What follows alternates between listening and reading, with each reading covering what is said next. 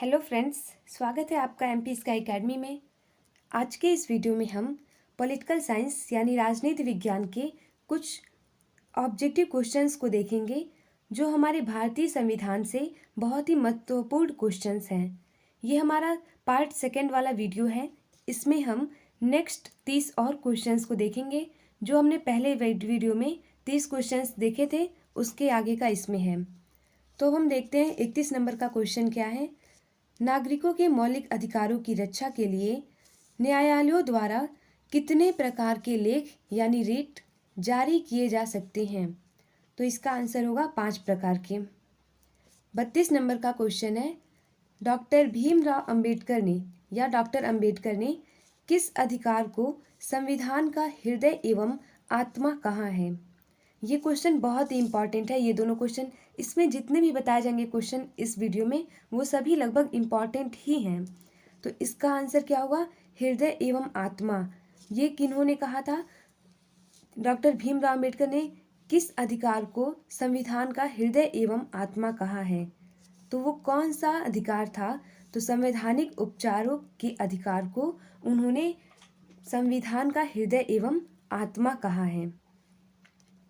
अब हम देखते हैं 33 नंबर का क्वेश्चन, आपातकाल के दौरान नागरिकों के मौलिक अधिकारों को स्थगित किया जा सकता है या नहीं?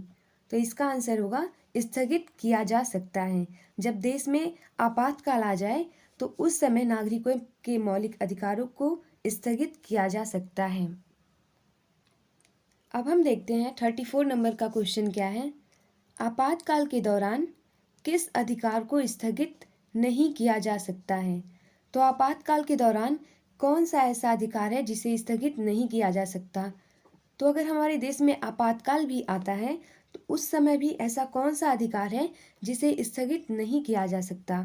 तो वो अधिकार है प्राण एवं दैहिक स्वतंत्रता का अधिकार, अनुच्छेद 21। और इसी अनुच्छेद 21 को जीवन का अधिकार भी कहा जाता है। तो इसे आपातकाल में भी स्थगित नहीं किया जा सकता है। 35 नंबर का क्वेश्चन है, राज्य के नीति निर्देशक तत्वों का वर्णन किस अनुच्छेद में किया गया है? तो कौन से अनुच्छेद में नीति निर्देशक तत्वों का वर्णन किया गया है? तो अनुच्छेद 36 से लेकर के 51 तक का अनुच्छेद है जिसमें राज्य के नीति निर्देशक तत्वों का वर्णन किया गया है और वो अनुच्छेद भाग 4 के अंतर्गत आता है। 36 नंबर का क्वेश्चन है, राज्य के नीति निर्देशक तत्व न्याय योग्य होते हैं या नहीं? तो राज्य के जो नीति निर्देशक तत्व होते हैं वो न्याय योग्य नहीं होते हैं। 37 नंबर का क्वेश्चन है, ग्राम पंचायतों का गठन। अब पूछा जा रहा है क्वेश्चन, ग्राम पंचायतों का गठन। तो ग्राम पंचायतों का गठन ये चीज़ है अनुच्छेद 40 में किया गया है। इसका जो उल्लेख है वो अनुच्छेद 40 में है। अब है 38 नंबर का क्वेश्चन, कार्यपालिका और न्यायपालिका का पृथक्करण। कार्यपालिका और न्यायपालिका का पृथक्करण ये अनुच्छेद 50 में है, अनुच्छेद 50 में। 39 नंबर का क्वेश्चन है, नीति निर्देशक तत्व के बारे में यह कथन किसका है? तो नीति निर्देशक तत्व के बारे में एक कथन है, वो कथन क्या है? यह एक ऐसा चेक है, यह एक ऐसा चेक है जिसका भुगतान बैंक की इच्छा पर छोड़ दिया गया है। तो यह कथन किन्होंने कहा है? तो यह कथन है केटी शाह का। केटी शाह ने ऐसा कहा है कि जो राज्य के नीति निर्देशक तत्व हैं वो एक ऐसा चेक है जिसका भुगतान बैंक की इच्छा पर छोड़ दिया गया है, ऐसा कहा था केटी शाह ने। 40 नंबर का क्वेश्चन है, भारत का एक राष्ट्रपति होगा जो संघीय कार्यपालिका का प्रधान होगा, किस अनुच्छेद में कहा गया है? तो यह अनुच्छेद 52 में कहा गया है कि संघीय कार्यपालिका का एक प्रधान होगा जो एक राष्ट्रपति होगा, भारत का राष्ट्रपति होगा। यह अनुच्छेद 52 में कहा गया है। 41 नंबर का क्वेश्चन है, भारत का प्रथम नागरिक कौन होता है? तो भारत का प्रथम नागरिक राष्ट्रपति होता है। 42 नंबर का क्वेश्चन है, राष्ट्रपति का निर्वाचन किस प्रकार होता है?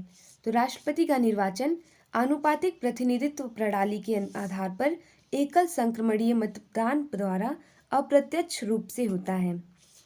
हमारे देश भारत में राष्ट्रपति का निर्वाचन किस प्रकार होता है? तो वो आनुपातिक प्रतिनिधित्व प्रणाली के अनुसार एकल संक्रमणीय मतदान द्वारा अप्रत्यक्ष रूप से होता है। अब हम देखते हैं 43 नंबर का क्वेश्चन।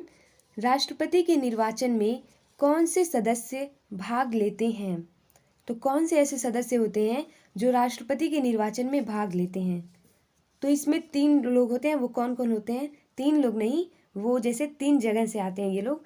संसद के दोनों सदनों के निर्वाचित सदस्य, संसद के दोनों सदनों के केवल निर्वाचित सदस्य भाग लेते हैं। दूसरा है राज्य विधानसभाओं के निर्वाचित सदस्य और राज्य में जो विधानसभा है उसके निर्वाचित सदस्य। तीसरा है संघ शासित दिल्ली व पुदुचेरी विधानसभाओं के निर्वाचित सदस्य। ये सभी लोग राष्ट्रपति के निर्वाचन में भाग लेते हैं। 44 नंबर का क्वेश्चन है, भारत के प्रथम राष्ट्रपति कौन थे? तो भारत के प्रथम राष्ट्रपति डॉक्टर राजेंद्र प्रसाद थे। नेक्स्ट क्वेश्चन है, भारत के वर्तमान राष्ट्रपति कौन है? तो वर्तमान राष्ट्रपति पहले थे श्री रामनाथ कोविंद, लेकिन अब जो है वर्तमान में वो श्रीमती द्रौपदी मुर्मू हैं। आपको बता दें कि 25 जुलाई 2022 को ये 15वीं राष्ट्रपति बनी हैं और हमारे देश की दूसरी महिला प्रधान राष्ट्रपति बनी है ये श्रीमती द्रौपदी मुर्मू। तो क्वेश्चन था भारत के वर्तमान राष्ट्रपति कौन है?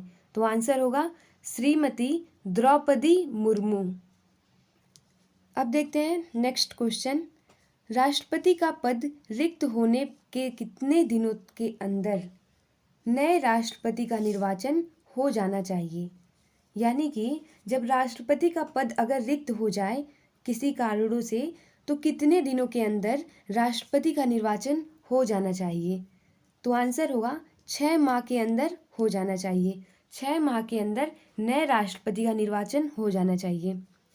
अब देखते हैं क्वेश्चन, राष्ट्रपति अपना त्यागपत्र किसे सौंपते हैं? तो जब राष्ट्रपति तो हमारे देश के प्रथम नागरिक होते हैं, सबसे उच्च पद पे होते हैं, वो अपना त्यागपत्र किसको दें?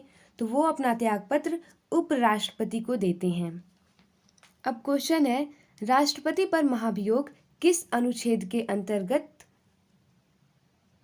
संसद द्वारा लगाया जाता है? राष्ट्रपति पर महाभियोग किस अनुच्छेद के अंतर्गत संसद द्वारा लगाया जाता है?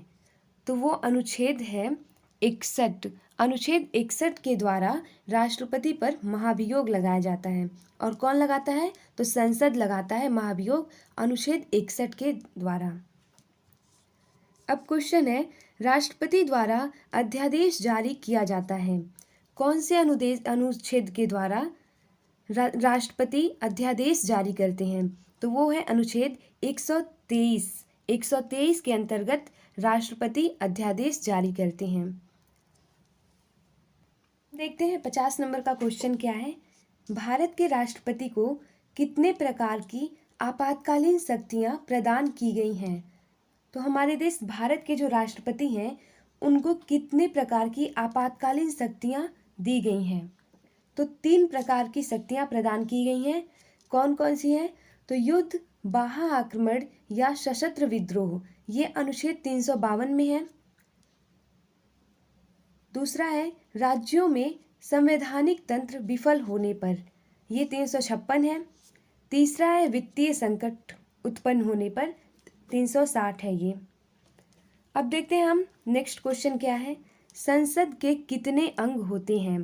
तो संसद के 3 अंग होते हैं, राष्ट्रपति, लोकसभा, राज्यसभा। अक्सर ये क्वेश्चन बहुत लोगों का गलत हो जाता है। इसमें कहा गया संसद के कितने अंग होते हैं, तो राष्ट्रपति, लोकसभा और राज्यसभा।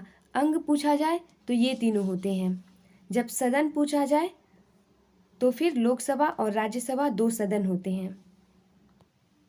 अब हम क्वेश्चन देखते हैं, भारत के राष्ट्रपति का वेतन कितना है? भारत के राष्ट्रपति जो हैं उनका वेतन कितना है? तो 5 लाख प्रति माह। प्रति माह यानी पर मंथ 5 लाख रुपए उनका वेतन है। राष्ट्रपति राज्यसभा के कितने सदस्यों को मनोनीत करता है? तो राज्यसभा के कितने सदस्यों को राष्ट्रपति मनोनीत करता है? तो 12 सदस्यों को मनोनीत करते हैं राष्ट्रपति। भारतीय संघ के लिए एक संसद होगी। ये कौन से अनुच्छेद में कहा गया है कि भारतीय संघ के लिए एक संसद होगी? तो अनुच्छेद 79 जो है इसमें कहा गया है कि भारतीय संघ के लिए एक संसद होगी।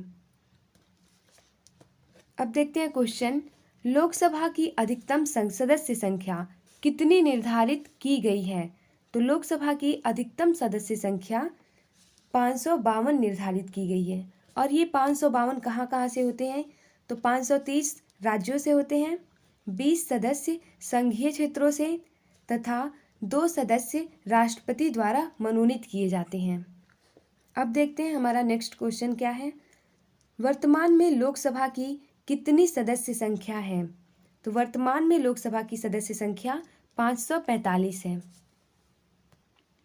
अब देखते हैं हम 57 नंबर का जो क्वेश्चन है वो, लोकसभा के सदस्यों की निर्वाचन के लिए कितनी आयु होनी चाहिए? अगर किसी व्यक्ति को लोकसभा का सदस्य बनना है उसके निर्वाचन के लिए, तो उसकी आयु कितनी होनी चाहिए? तो लोकसभा के लिए सदस्य की जो आयु है वह 25 वर्ष होनी चाहिए। लोकसभा के प्रथम अध्यक्ष कौन थे? प्रथम अध्यक्ष थे जीवी मावलंकर। अब देखते हैं हम 59 नंबर का क्वेश्चन क्या है, लोकसभा के वर्तमान अध्यक्ष कौन हैं? तो वर्तमान अध्यक्ष हैं श्री ओम बिरला।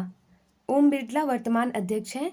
ये 2023 का बताया गया है और ये समय समय पर बदलते रहते हैं, तो ये 2023 का है। हम सबसे लास्ट क्वेश्चन देख लेते हैं। 60 नंबर का जो क्वेश्चन है वो, राज्यसभा की अधिकतम संख्या कितनी हो सकती है? राज्यसभा की अधिकतम संख्या 250 सदस्य हो सकते हैं राज्यसभा में। तो फ्रेंड्स, आज हमने 30 और क्वेश्चन देखे हैं पॉलिटिकल साइंस राजनीति विज्ञान से, भारतीय संविधान से रिलेटेड। ये सभी क्वेश्चन थे, बहुत ही इम्पॉर्टेंट थे। और हम नेक्स्ट वीडियो में और भी क्वेश्चंस को देखेंगे। तो अगर आपने इस चैनल को सब्सक्राइब नहीं किया है तो प्लीज़ सब्सक्राइब कर लीजिए, ताकि हमारे नेक्स्ट वीडियो आपको मिल सके, जल्द से जल्द मिल जाएंगे तब। धन्यवाद।